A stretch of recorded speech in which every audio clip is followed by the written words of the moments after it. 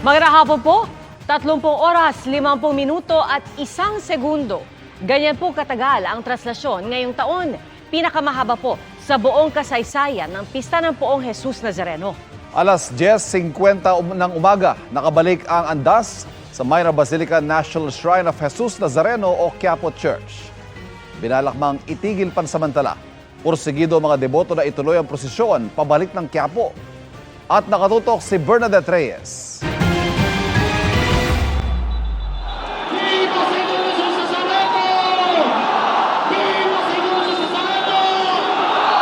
Inaabangan ng ganitong tagpo tuwing traslasyon ang masayang pagsalubong sa andas ng Poong Jesus Nazareno na nagbabalik sa Minor Basilica and National Shrine of Jesus Nazareno o Quiapo Church. Sa traslasyon ngayong taon, dumating sa simbahan ng andas ganap ng alas 10:50 ng umaga ng Sabado. Sa kabuuan, 30 oras, 50 minuto at 1 segundo tumagal ang traslasyon 2026 na pinakamahabang traslasyon sa kasaysayan. Lagpas-lagpas sa 15 oras na target ng pamunuan ng traslasyon.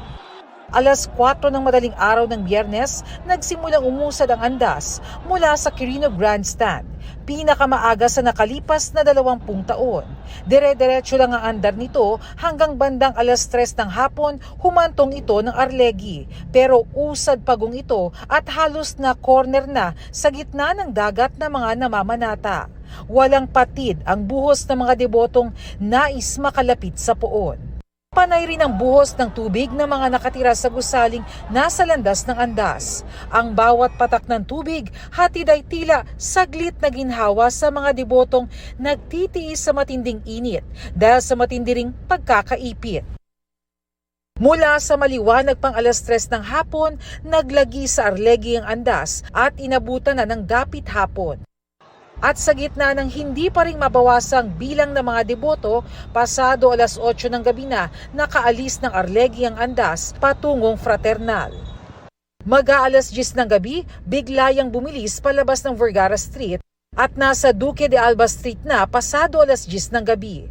Pasado alas 4 ng madaling araw, dumating ang andas sa Plaza del Carmen, tapat ng San Sebastian Church, para sa Dungaw o Lamirata. Tradisyon ng pagtatagpo ng imahe ng Jesus Nazareno at imahe ng Inang Maria, ang Nuestra Señora del Carmen de San Sebastian.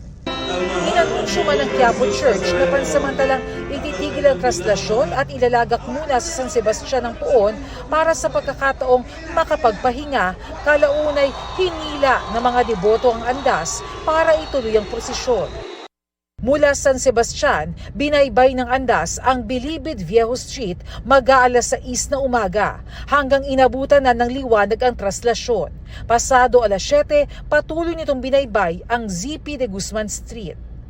At nakaliko na ito sa Quezon Boulevard pasado alas 8:30.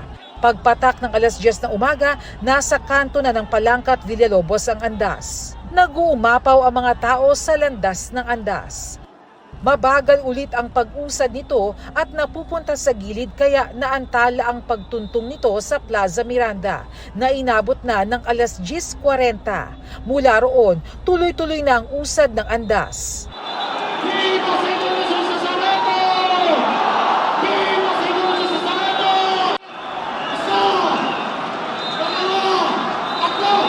Hanggang tuluyan nakabalik sa Quiapo Church sa ganap na alas 10:50 ng umaga.